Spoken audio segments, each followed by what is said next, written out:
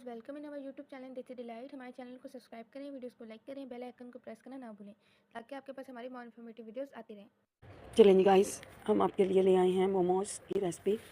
Again momo की recipe, क्योंकि एक दो व्यूवर्स के बहुत फरमाइश थी और फरजाना आपने भी मुझे कहा था मोमोज़ के लिए, तो मैं आज आपसे डिफरेंट मोमोज़ की रेसिपी लेकर आई हूँ।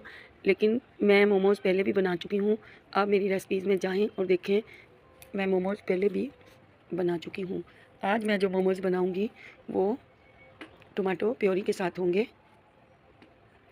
अब हमने इसके लिए क्या किया था, 1.5 कप के करीब आटा ले लिया था और उनको बहुत ही नरम हाथों से गूंद लिया था और सिर्फ थोड़ा सा नमक डाला था और आटा था, थोड़ा थोड़ा पानी करके इसको गूंद लिया था और आधा घंटा उसको रेस्ट दिया और ऑयल ऊपर स्प्रिंकल कर दिया था।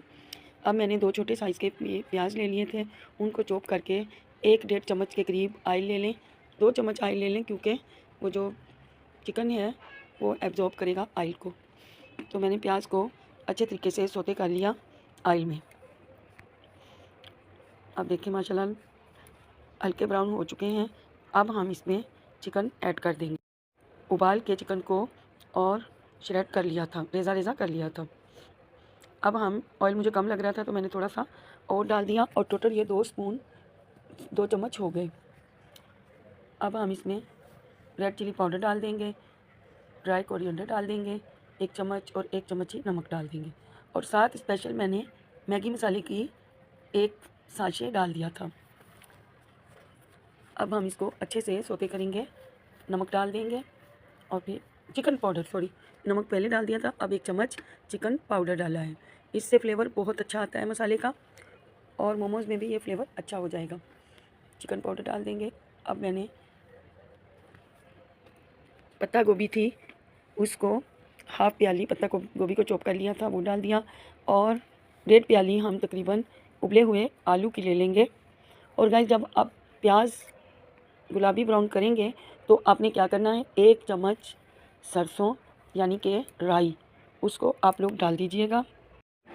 अब हम इसे ढक के कवर दे के उसकी लिड लगा के रख देंगे ताकि दम में जो पत्ता गोभी है वो पक जाए, तैयार हो जाए, क्रंची ना रहे। अब हम इसे अच्छे से भून लेंगे, आलूओं को, तमाम मसाले को आपस में अच्छे से स्पैचुला की मदद से चला लेंगे।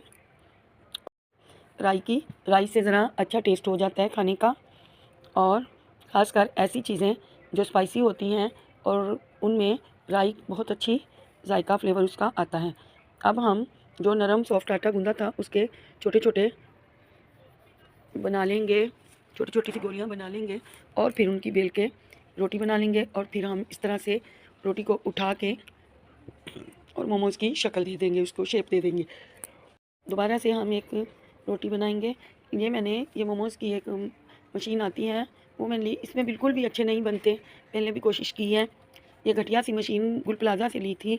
अब देखें, इतना बड़ा गुल प्लाज़ा और वहाँ पे भी इस तरह की घटिया चीज़ें मिलती हैं। ये उसने 800 में दी थी और कोई इसका फंक्शन नहीं है। ना तो इसमें समोसे बनते हैं, ना ही इसमें मोमोज़ बनते हैं, कुछ भी नहीं बनता, ख़राब हो जाते हैं। तो अब हम हाथ से इसको शेप देंगे और उसे ऑयलिंग कर देंगे, अच्छे से ब्रश की मदद से ऑयल लगा देंगे। तमाम मोमोज़ हम इसी तरह तैयार करेंगे और अगेन आप लोग देख लीजिए, बीच में हम अमेज़ा रखेंगे चिकन का और फिर इनको पकड़ के अच्छे से बल देते हुए मोमो तैयार कर लेंगे। इसी तरह मैंने तमाम मोमोज़ तैयार कर लिए थे।